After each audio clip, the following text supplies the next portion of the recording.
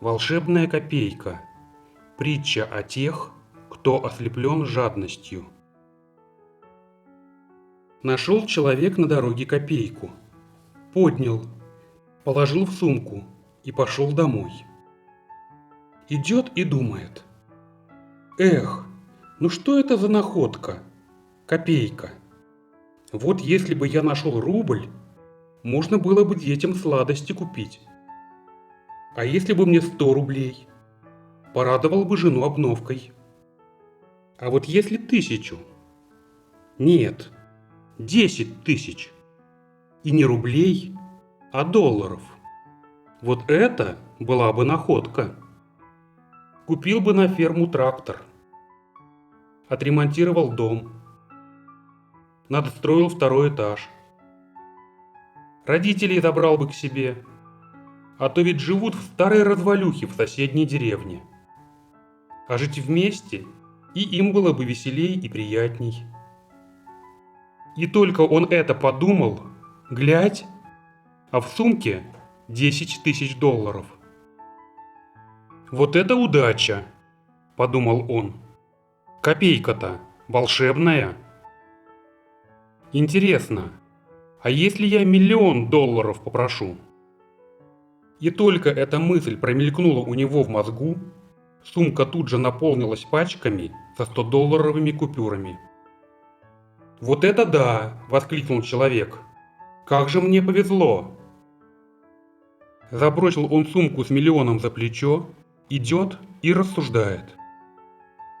«А зачем мне теперь с такими деньгами возвращаться домой? Жена у меня уже не красавица, проживет как-нибудь с детьми. Если не будет лениться, конечно. Ферма-то своя есть.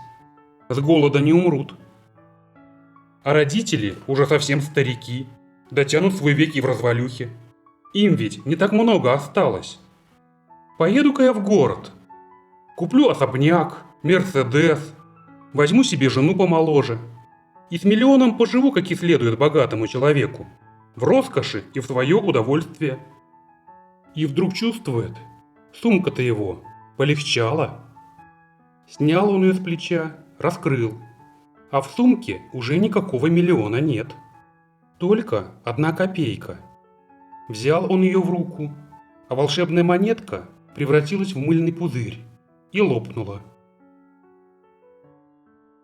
В этой притче рассказывается о жадности. О том, как деньги могут изменить человека. И о том, как корысть и скупость лишают его разума. Последний царь Древней Македонии, Персей, был сказочно богат.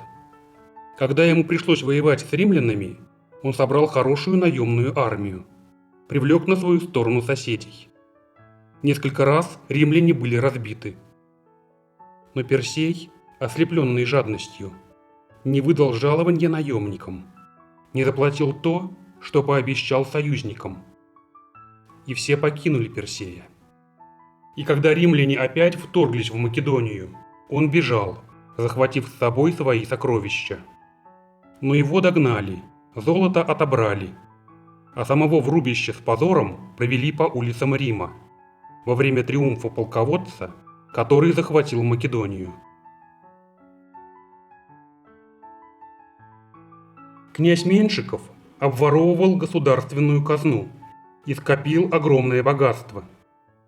А при малолетнем Петре II он утратил всякое чувство меры и даже присваивал себе подарки, которые передавали юному императору.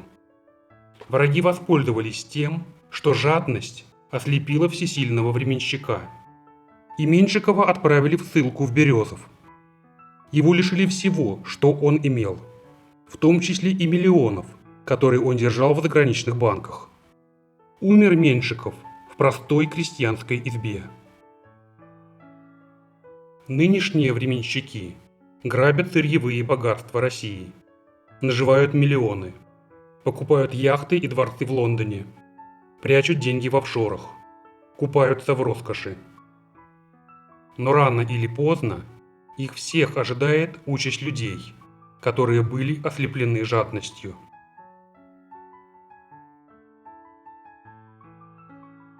Если вы знаете другие истории о людях, которые были ослеплены жадностью, то напишите об этом в комментариях.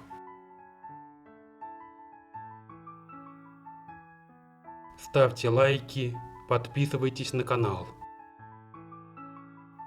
Спасибо за внимание и до новых встреч!